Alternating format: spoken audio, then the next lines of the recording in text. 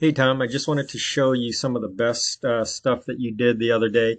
And here you were about um, halfway down phase one. And this is when you had a little bit of a balance problem making this turn to the right. So what you're going to notice here is what I mentioned in the email that I sent to you, where you started using your upper body. If you watch your shoulders and see how you started using them to make your turn rather than working by pushing on your toe and starting to create the turning from your feet up. You were using your shoulders here to do that. And so what happens is when you do that turn, uh, it prevents you from taking your upper body and bending it over your downhill ski. So this would be your left ski at this point. This right here is where you want your body to be moving, and rather it moved in this direction. So that ended up creating a problem where you almost fell inside this turn, and that might have really messed up the rest of your skiing in the past, but you ended up going right back to the focus that you were working on, which was trying to just think about moving your upper body downhill and over your skis as you were making your turn. So here, as you're making this turn here, you had a really good focus of keeping the upper body moving downhill in that direction.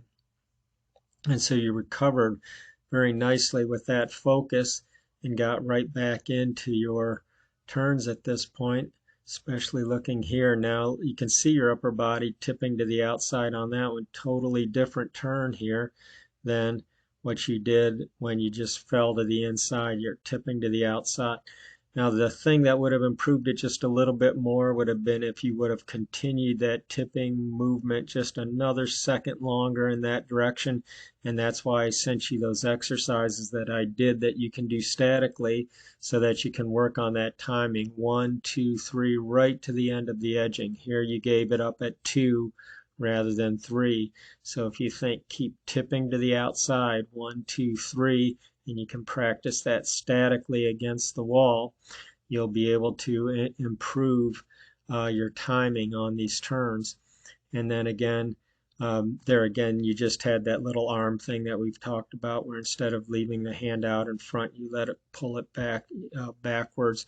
And again, if you think about keeping it forward, that'll be part of your total focus of just letting your upper body keep moving downhill and over that outside ski. So over that right ski at this point, and then over that left ski at this point. But I mean, nice, great recovery and looking very good there.